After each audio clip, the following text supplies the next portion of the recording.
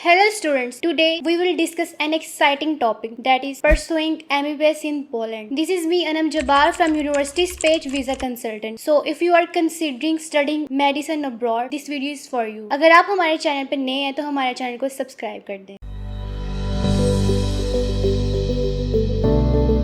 आज हम बात करेंगे पोलैंड के बारे में कि हमें पोलैंड क्यों चूज करना चाहिए। Poland offers high quality education, modern facilities and cultural experiences, plus बहुत सारी यूनिवर्सिटीज हैं जो एमबीबीएस इंग्लिश में ऑफर कर रही हैं। आप मिनिमम रिक्वायरमेंट के साथ यहाँ की टॉप नॉच यूनिवर्सिटीज में एडमिशन ले सकते हैं। मोर अगर आप पोलैंड को देखें तो ये एक सेंट्रल यूरोपियन कंट्री है, शेंजन जोन में आता है ये। इसके साथ जर्मनी, यूक्रेन, लिथुएनिया और बेलारस मौजूद है। इसकी इकोनॉमी बहुत रिच और बहुत अच्छी इकोनॉमी है। इसकी कैपिटल यहाँ का वार्सा है। यहाँ पे पॉलिश ज़लोटे करेंसी यूज होती है। आपको यहाँ पे बहुत सारी फेमस चीजें मिलेंगी देखने को, जैसे कि वॉकी टॉकी, एरोस्कोप और बुलेट प्रूफ जैकेट, और भी बहुत सारी चीजें आपको यहाँ पे मिलेंगी। ये अपने पुराने आर्किटेक्चर की वजह से काफी फेमस है। पोलैंड व्हीकल्स, एसेसरीज, कंप्यूटर और फर्नीचर वगैरह एक्सपोर्ट करते हैं। यहाँ पे बहुत सारी टेक कंपनीज मौजूद हैं, तो आईटी से रिलेटेड, यहाँ पे सॉफ्टवेयर से रिलेटेड जो लोग हैं उनको यहाँ पे बहुत सारे बेनिफिट्स मिलेंगे। आपको इजीली कहीं पे भी जॉब मिल सकती है। एजुकेशन वाइज इस कंट्री की रैंकिंग यूरोप में 5th नंबर पे है और वर्ल्ड में 10th नंबर पे आती है। तो आपको यहाँ पे हाई क्वालिटी ऑफ एजुकेशन मिलती है। बहुत सारी यूनिवर्सिटीज है जिनमें आप एमबीबीएस, डेंटिस्ट्री या फार्मेसी में एडमिशन ले सकते हैं, वो भी मिनिमम रिक्वायरमेंट के साथ। यहाँ की जो टॉप यूनिवर्सिटी है उनमें Warsaw university, Jagiellonian university, Poznan university